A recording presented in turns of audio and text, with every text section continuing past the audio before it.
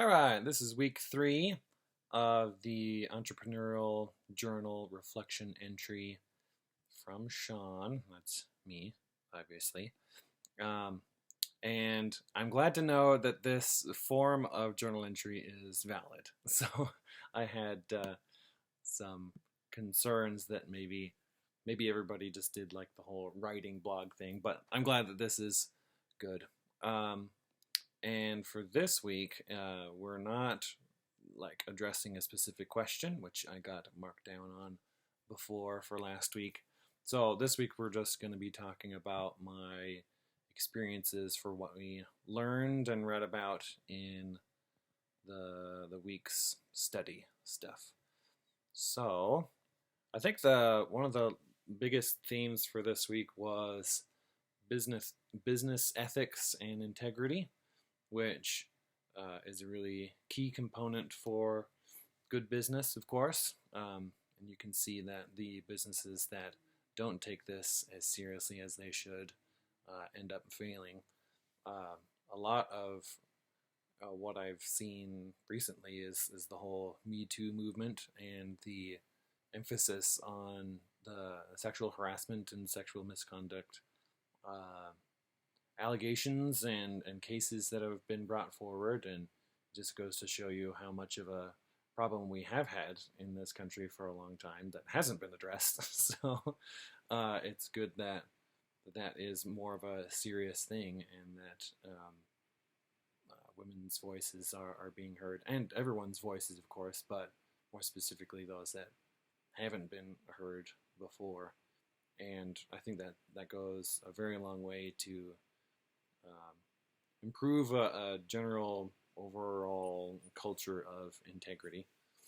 Um, it's integrity is it's a big thing. It's one thing to kind of say that you'll do something, but then a totally different other thing to do that thing when nobody is watching. Like you just have the trust in yourself and the ability to do what you say you're going to do. It's something that I aspire to, of course, but am not perfect at. Um, there are people, I guess, that are perfectly perfectly honest and stuff, um, but that's not like super common, unfortunately. Um, the the notes or the readings that we had about making a life or making a living and a life where it grades the different businesses. You can see that the integrity and the motivations that go into business practices, it really factors into what kind of a grade those people get or those businesses get. Let's straighten this out. And I'd like to believe that there are a lot more A-level businesses in America or in the world, but man, from the way it's described in the reading, it doesn't give me a whole lot of hope that a lot of those businesses even exist in the first place. Maybe I'm just cynical. Maybe I'm just old and I have a particular outlook from my experience, but yeah, I'd like to know what those A businesses are and how I can support them. More in particular, I thought it was interesting that in the readings, with banking and with financial lending businesses, that he didn't have any real life examples. He had to go to the movies to get those in the Wonderful Life. And it was a Wonderful Life, and what was the other one? Oh, in the Christmas Carol, the Doctor or Scrooge, the financier person, because it's money in those situations and the management of it. Man, it just really gets to people and brings out kind of the worst part of people and does not really encourage being or having trust in one another. So I'd like to believe that there are A-level banks, but I've yet to C1. But maybe that just goes to show you kind of my experience with money and with banks.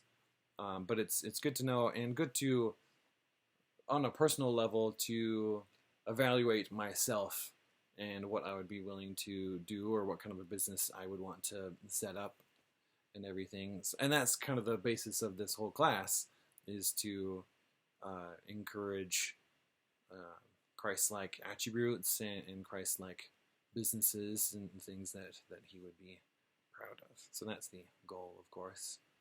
What were some other things that we talked about this week? Oh, I liked the example, or in the case study of Magdalena Yesil in her whole life experience.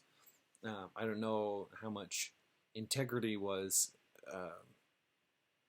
that wasn't really touched on in the case itself, from what I can remember.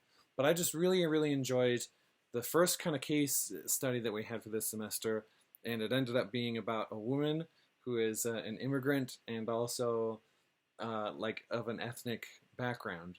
And I just think that's really cool that that this class chose to kind of start off things in that way, because unfortunately there's a lot of people around the world and in America that would not have as high hopes or expect much out of that kind of a person.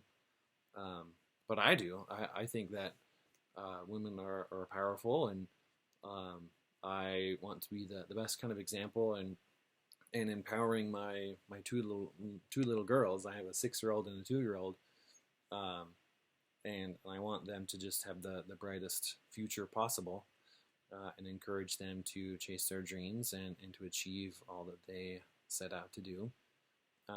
There are roadblocks, of course, systematically and in a mental health arena, because myself and my wife have been diagnosed with ADHD, and we can, now that we are kind of more understanding more about that, we can see those attributes in our daughters. So that will be a challenge going forward.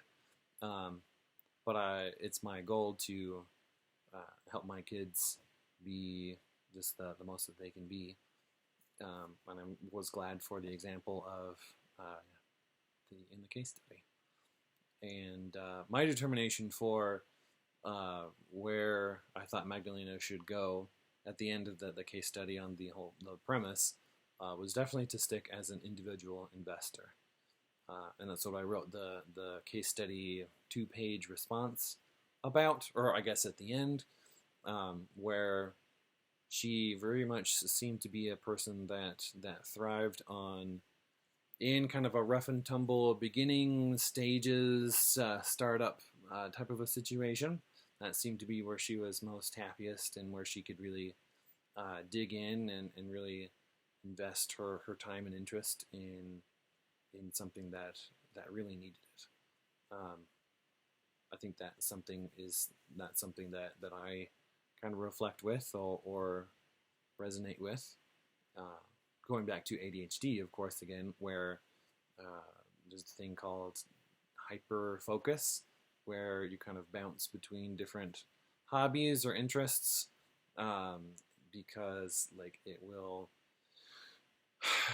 be engaging and raise high levels of dopamine kind of during the beginning stages of an interest, and in Magdalena's case, in the beginning stages of a business. But it will kind of wear off after a while, and you'll seek something new and different and interesting. And that's just a particular way of life for a lot of people, myself included. I don't know for sure if Magdalena would be diagnosed as ADHD. My gut tells me that probably might be the case. I'd be interested to know. But yeah, I think that there's places in situations where that can thrive, and that was my kind of determination there. Let's talk about maybe one more thing here. The action. Oh, I liked also the video where it talked about um, like what you need to have a startup, and it didn't have kind of the typical things that you would think to find when you just like do a Google search or something. I liked the points where it was like having not enough money and having a good partner and um, having situations where you have to make actual sales because um, those are like non-typical kinds of things. But that's the kind of advice that I'd like to get, like if I were starting my own business and know what like really goes down when you start up a business and actual practical useful things. This video is going too long. But yeah, I really liked that advice, and it's something that I will keep in mind. I will end this video here and make it not too long. So thank you. See you next week.